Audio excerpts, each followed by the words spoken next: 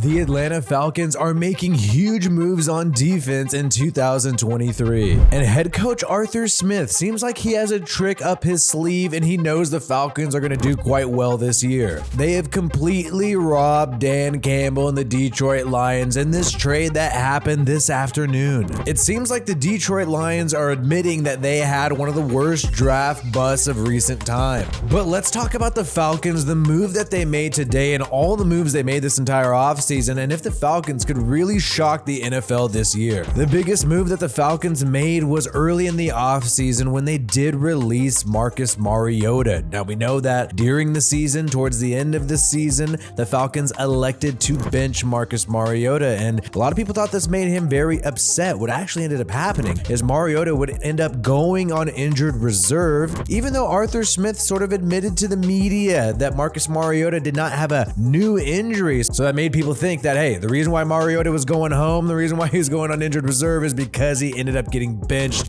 for Desmond Ridder. And Desmond Ridder did make some plays, he did show some flashes, but we still do not know if the Falcons are fully on board with Desmond Ridder as their franchise quarterback. He was a third-round pick in 2022 coming out of Cincinnati, and he is sort of similar to Marcus Mariota. He can use his legs, but in 4 starts last year, he only managed 2 passing touchdowns and 708 yards, and he had 2 games where he threw for under 200 yards. To cut him some slack though, the Falcons are a run-first team, and Kyle Pitts, their best weapon, was not available for any of those games. So Mariota is gone now, he's with the Eagles, and the Falcons went out of their way to sign the former Washington Commanders quarterback Taylor Heinicke. Heinicke has a 2-year contract worth $14 million with $6.3 million guaranteed. So it's an annual contract of about $7 million. And we still don't know if the Falcons are okay with just having Ridder and Heinicke battle it out to be QB number 1. We know they are meeting with Will Levis before the NFL draft. Could they select him? Who knows? But the Falcons loaded their defense in the meantime and signed the former Baltimore Raven Calais Campbell, defensive tackle. This was an amazing move. It was a 1-year contract worth $7 million. This is a bargain for a defensive tackle who is still a stud. This helped complete their defensive line, which already has defensive tackle Grady Jarrett. The Falcons also signed the former New Orleans Saints edge rusher Caden Ellis, who had 8 sacks last year. They grabbed him for a 3-year, $21 million deal, and also grabbed former Saints defensive tackle David Onyemata, 3-year contract, $35 million. The Falcons went ahead and looked at that Saints defense and looked at their defensive line and just said, hey, we'll take that. Sometimes the free agents easiest to scout are within your own division. And head coach Arthur Smith has decided to reunite with the tight end Jonnu Smith, who he had some experience with when they were with the Tennessee Titans. But Jonnu Smith has most recently been with the New England Patriots. But very interesting to see this move. Seems like Arthur Smith realized, hey, Kyle Pitts pretty much missed every single game after week 11 last year. They need a backup plan just in case he's not available. And Drake London, the former first-round pick wide receiver, did not have many weapons around him last year, and it really showed. So the Falcons went out of their way to grab the former Las Vegas Raider Mac Hollins. Looks like he's going to be wide receiver number 2. And they also picked up the speedster from the Tampa Bay Buccaneers, Scotty Miller. So these 2 guys will help complement Drake London and fill out the rest of that wide receiver room. But the boldest move they made was to grab the former Cincinnati Bengal Jesse Bates for a 4-year contract worth $64 million, has a dead cap value of $36 million, well, that's $36 million guaranteed, and an average annual salary of about $16 million.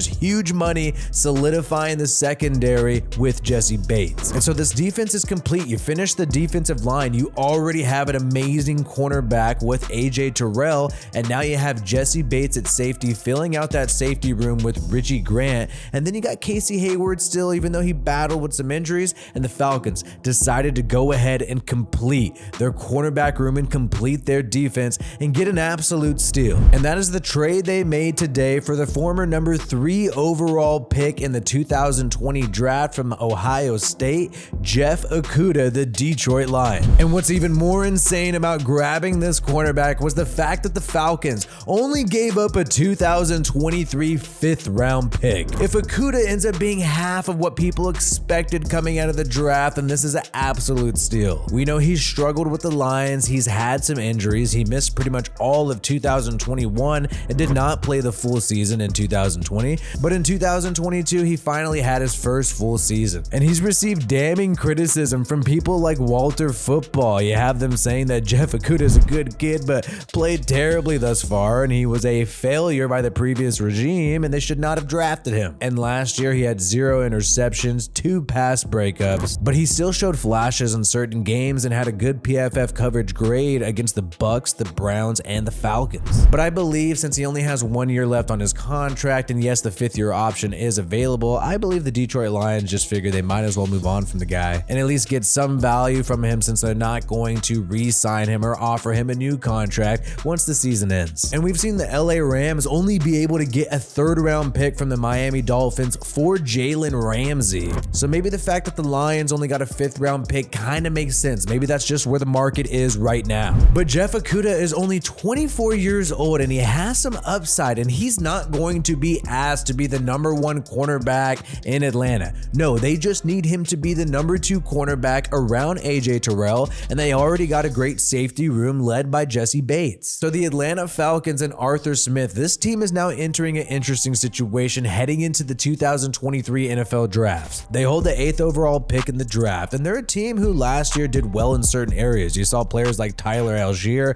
blow up in the run game. Their offensive line was great in the run game. Saw some decent play for their linebackers as well, especially in McCall Walker out of Fresno State, but they still lack decent play from their defensive line, and they seem like they addressed that in free agency, and it seems like they also completed their offense. You know, the O-line was decent last year. The Falcons decided to offer new contracts for Lindstrom, for McGarry, completing the right side of their offensive line, and also signing some bridge wide receivers to help out Drake London with Scotty Miller and Mac Hollins. They also grabbed Taylor Heineke, a bridge QB. They still have Desmond Ridder, so they really can go anywhere they want in this draft. Maybe the trade for Jeff Okudah shows that they're not going to take a cornerback. They're not going to take Christian Gonzalez or Devin Witherspoon. Not going to go there at pick #8. Maybe they could be the first team to pick a wide receiver, but I don't think you want to pick a wide receiver in this draft within the top 10. They could also select a quarterback if there is a guy who falls to them. We know that they're visiting with Will Levis. Could he fall to pick 8